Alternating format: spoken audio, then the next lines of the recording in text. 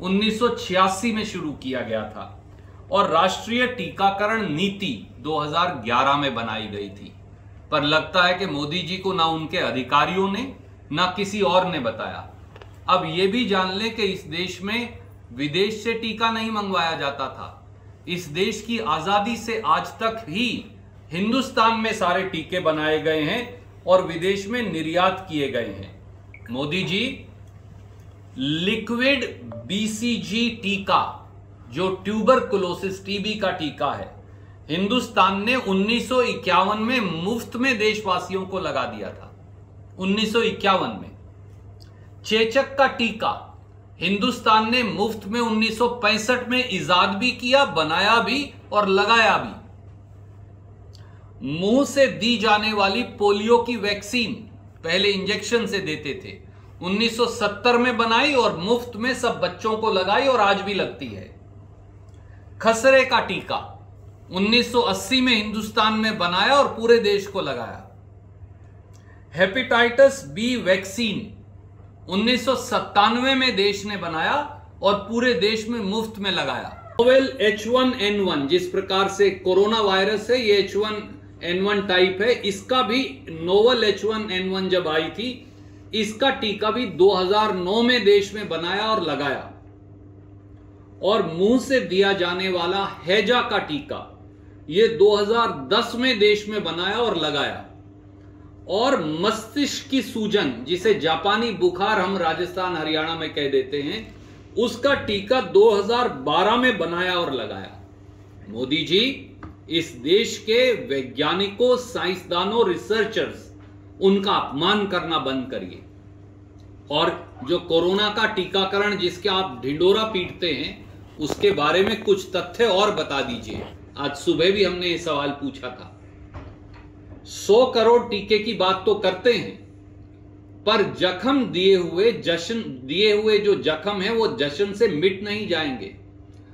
इस देश में वयस्क आबादी, एडल्ट पॉपुलेशन जो 18 साल से अधिक है और 65 साल तक है, वो 93 करोड़ है। 10 करोड़ लोग 65 साल से ज्यादा की उम्र के हैं, लोग 18 साल से ज्यादा के हैं। आप आज तक केवल 29 करोड़ लोगों को कोरोना निरोधक दोनों टीके लगा पाए हैं। 42 करोड़ लोगों को एक कोरोना का टीका लगा है और 32 करोड़ एडल्ट्स को कोई टीका नहीं लगा। तो 32 करोड़ एडल्ट्स और 42 करोड़ जिन्हें एक टीका लगा है, अगर 31 दिसंबर 2021 तक उन्हें टीका लगाना है तो 70 दिन में 106 करोड़ कोरोना के टीके लगाने हैं। पर आप लगाते 35 लाख टीके हैं रोज। लगाने चाहिए 151 लाख अगर 106 करोड़ का टारगेट पूरा करना है। तो इसकी दृष्टि रास्ता बताइए, ये कैसे पूरा होगा। नंबर 2 बात, हिंदुस्तान में हमारे बच्चे, हमारे युवा जो 18 साल से कम के हैं, उनकी जनसंख्या 30 करोड़ है।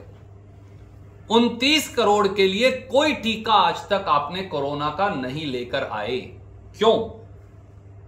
2 टीके इस समय उपलब्ध हैं, सीरम इंस्टीट्यूट का भी, जाइडस कैडिला का भी।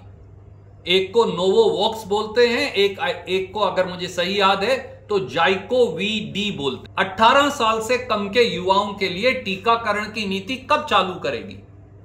तो 32 करोड़ एडल्ट्स को कोई टीका नहीं, 30 करोड़ 18 साल से कम लोगों को कोई टीका नहीं, 62 करोड़ को तो कोई टीका ही नहीं लगाया और 42 करोड़ को एक टीका लगाया और आप शेखी बघार रहे हैं।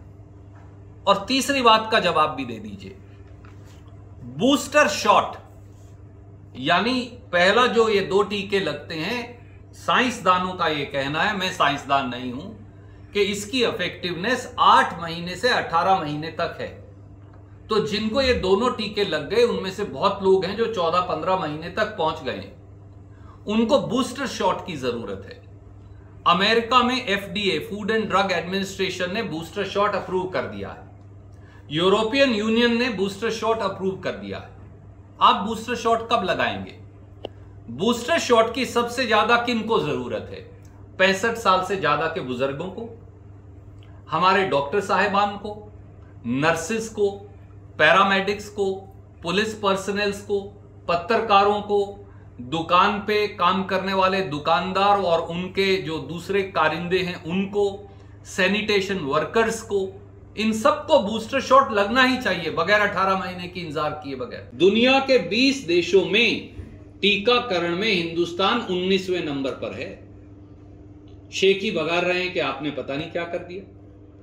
कृपया करके 31 दिसंबर 2021 तक 93 करोड़ 65 साल 18 से 65 के बीच के लोगों को और 10 करोड़ 65 से बड़ी उम्र के लोगों को आप टीका कैसे लगा पाएंगे, उसका रास्ता दृष्टि बताइए और हिंदुस्तान के साइंसदानों का, हिंदुस्तान के वैज्ञानिकों का अपमान करना बंद कीजिए। के लिए भी मोदी सरकार का निकम्मापन और नाकारापन जिम्मेवार है।